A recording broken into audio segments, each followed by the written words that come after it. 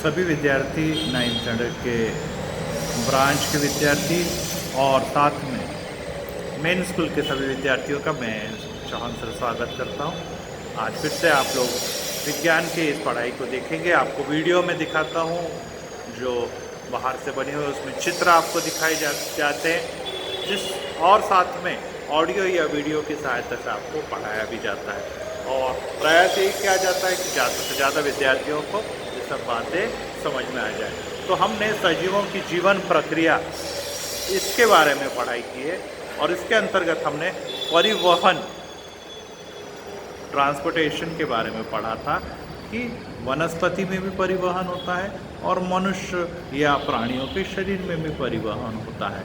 परिवहन के लिए अलग अलग व्यवस्था दोनों के अंतर्गत पाई जाती है। वनस्पति में जलवाहिनी और रसवाहिनी यहाँ पाई जाती है, जो भोजन के घटक, खनिज पदार्थ और पानी को जमीन से लेकर ऊपर तक पहुँचाते हैं और ये ले जाने की प्रक्रिया को जो पंप का काम करता है या ऊपर तक ले जाने का काम करता है, उसको मूलीय दाब कहते हैं। उसके अलावा उत्सर्जन का मतलब है कि सभी सजीव जो है वो अपने भोजन के पश्चात आवश्यक घटक भोजन में से ले लेते हैं, परंतु फिर भी कुछ घटक ऐसे होते हैं जो उनके शरीर के लिए या उस सजीवों के लिए घातक सिद्ध हो सकते हैं। तो उसका उत्सर्जन करना या उसका त्याग करना अत्यंत आवश्यक होता है। तो उसको त्याग करने के लिए जो ठोस पदार्थ हो सकते हैं वो मल के रूप में त्याग किए जाते हैं, द्रव पदार्थ मूत्र के रूप में त्याग करता है मनुष्य, और कुछ गैसेस होती है वो नाक की सहायता से, मुंह के सहायता से वो त्याग करता है। लेकिन वनस्पति जो होती है वाष्पोत्सर्जन करती है, अर्थात वो भाप भी होती जो है उसके अंदर, भाप का मतलब है पानी का बाष्प स्वरूप जो होता है वो पत्तियों के द्वारा त्याग करता है। उसके अलावा उत्सर्जन के अंदर हमने देखा कि सजीवों के अंदर यूरिया, यूरिक अम्ल, अमोनिया जैसे घातक पदार्थ निर्मित होते हैं, अवांछित पदार्थ भी कहते हैं, ये निर्मित होते हैं और ये उसके शरीर को हानि पहुंचा सकते हैं। ये इतने अधिक घातक होते हैं कि कुछ समय तक अगर वो शरीर के अंदर बने रहे तो ये जहरीले पदार्थ होने के कारण व्यक्ति की मृत्यु भी हो सकती है। और इसीलिए हमने किडनी के बारे में जब पढ़ा तो किडनी के अंतर्गत आपको मैंने ये बताया था कि ये घातक पदार्थ अमोनिया या ये जो जहरीले पदार्थ अगर हमारे शरीर में बने रहे और किडनी जो 4 से 5 लीटर जो हमारे शरीर का रक्त होता है वो 400 बार छानती है और उसके कारण 1 से लेके 2 लीटर मूत्र तैयार होता है और इसके द्वारा शरीर का अवशोषित किया हुआ अवांछित पदार्थ जो मैंने बताया अमोनिया या नाइट्रोजन युक्त पदार्थ है, इसका त्याग किया जाता है। परंतु अगर किडनी में नेफ्रॉन या इन्फेक्शन या संक्रमण के कारण, संसर्गजन्य विषाणु के कारण किडनी का कार्य या फंक्शनिंग रुक जाता है, उसकी कार्यक्षमता कम हो जाती है, तो ये छानने की प्रक्रिया जो है वो पूर्ण नहीं हो पाती और परिणाम स्वरूप ये होता है कि नाइट्रोजन युक्त पदार्थ या अमोनिया जैसे पदार्थ हमारे शरीर में, रक्त में बने रहते हैं और वो जहरीला रक्त या विषैला रक्त मृत्यु के कगार तक हमें पहुंचा देता है। उसके लिए अगर किडनियां खराब हो जाए तो हम किडनी का डोनेट करते हैं, अर्थात दोनों किडनी खराब होने पर किसी व्यक्ति की या समान रक्त गट वाले व्यक्ति की किडनी हमें मिल जाए, आरोपित की जाए, तो वो हमें एक किडनी के द्वारा भी ये कार्य फंक्शन शरीर का चल सकता है। परंतु न मिलने पर डायलिसिस या रक्त अपोहन के द्वारा ये कार्य किया जाता है और शरीर का रक्त उस मशीन में भेजकर शुद्ध किया जाता है, छाना जाता है और फिर बाद में रक्त वापस शरीर के अंतर्गत पहुंचा देता है। यह काफ़ी जटिल प्रक्रिया होती है, लेकिन फिर भी इमरजेंसी में इस प्रक्रिया के अलावा अन्य कोई उपाय नहीं पाया जाता। वनस्पति में समन्वय, कोऑर्डिनेशन भी होता है और इसके बारे में आपको बताया था मैंने कि इसमें रसायन अनुवर्तन होता है जो बीजांड की ओर परक नली या पराग नली का परागकण बढ़ना कहलाता है। प्रकाशानुवर्ती प्रतिसाद होता है कि वनस्पति प्रकाश की खिड़की की तरफ बढ़ता चला जाता है। बेल वाले जो होते हैं वो अपना आधार ढूंढकर ऊपर की तरफ वृद्धिंगत होते हैं। और साथ में हमने ये देखा था कि जड़ें जो होती है वो गुरुत्वानुवर्ती या जलानुवर्ती कहलाती है, अर्थात जमीन के अंदर गुरुत्वाकर्षण बल के कारण नीचे की तरफ जाती है, और पानी भी जमीन के अंदर पाया जाने के कारण ये अंदर अंदर अंदर की तरफ बढ़ती चली जाती है। इस प्रकार से वनस्पति जो है उसमें समन्वय या कोऑर्डिनेशन पाया जाता है। इसके अंतर्गत और भी संचलन की प्रक्रिया हमें दिखाई देती है। छुई मुई का आपने पेड़ देखा होगा, जिसका आपको फोटो भी डाला है कि वो उसकी पंक्ति जो पेड़ की जो सभी पत्तियां खुली रहती है, लेकिन स्पर्श करते से वो बंद हो जाती है, खुली हुई पंक्तियां बंद हो जाती है। या हमने वीनस फ्लाई ट्रैप देखा होगा कि उसका भी मुंह ऐसा खुला रहता है और उसके अंदर कोई कीड़ा आ जाने के बाद वो बंद कर लेता है और फिर रासायनिक प्रक्रिया के द्वारा उसको अपना भोजन बना लेता है। वीनस फ्लाई ट्रैप नाम की ये वनस्पति फूल के जैसे दिखती है, लेकिन उसके अंदर की सुगंध और उसका खूबसूरत स्वरूप कीड़ों को या विशेष करके मक्खियों को, कीटकों को आकर्षित करता है। और जैसे ही वो उसके अंदर उस सुगंध से आकर्षित होकर उस पत्ती के अंदर बैठते हैं या फूल के अंदर बैठते हैं, वो बंद हो जाता है और कीटक का पाचन कर लिया जाता है। कमल का फूल भी आपने देखा होगा कि कमल का फूल जो है वो सुबह की तरफ बढ़ता है। सूर्यमुखी का फूल भी सूरज की तरफ अपना मुंह करके बढ़ता है। निशिगंधा का फूल रात में खिलता है और बहुत अच्छी सुगंध उसकी आती है।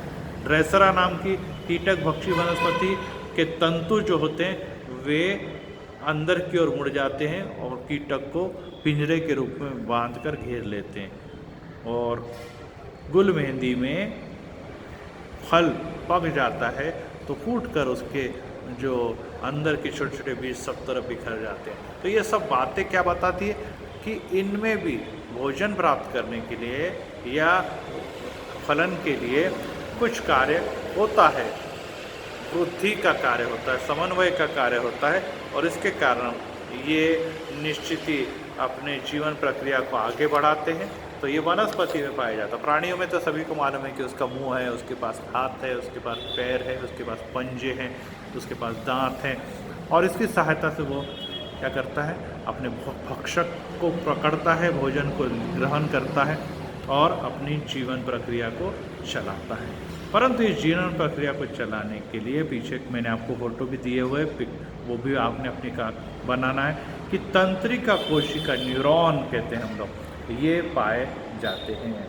सभी लोग जानते हैं कि हमारे शरीर का महत्वपूर्ण अवयव जो है वो हमारा ब्रेन या मस्तिष्क होता है, और इस मस्तिष्क के द्वारा, इस ब्रेन के द्वारा जो सिर में पाया जाता है, शरीर की सभी प्रक्रियाएं जो है, कार्य जो है वो संचलित होते हैं। मस्तिष्क तक आज्ञा पहुंचाने के लिए सभी लोग जानते हैं पंच इंद्रियाँ होती है, 5 इंद्रियाँ जो होती है वो संवेदना ग्रहण करती है। जैसे आँखें देख रही है, मुंह में पाई जाने वाली जीभ स्वाद को ग्रहण कर रही है, कान जो है वो हमारे आवाज़ को सुन रहे हैं, नाक ये श्वसन को, और त्वचा ये संवेदना ग्रहण कर रही है। तो ये 5 इंद्रियाँ जो है वे मैसेज या संदेश मस्तिष्क तक भेजती है, और मस्तिष्क फिर क्या करता है, आज्ञा देता है और ये हमारा शरीर कार्य करता है।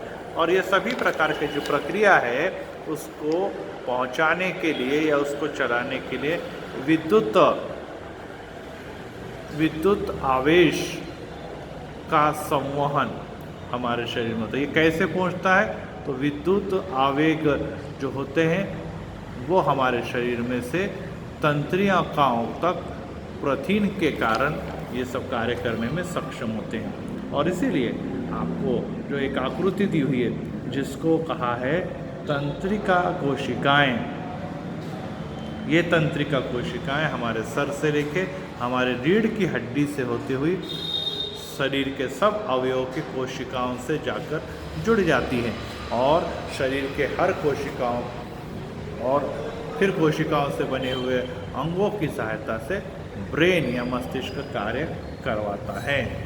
तो इसलिए हमें तंत्रिका कोशिका के बारे में जानना जरूरी है। अब इसकी 3 भाग हमें दिखाई देते हैं। संवेदी तंत्रिका कोशिका, सेंसोरी न्यूरॉन्स, इसका मतलब है संवेदना।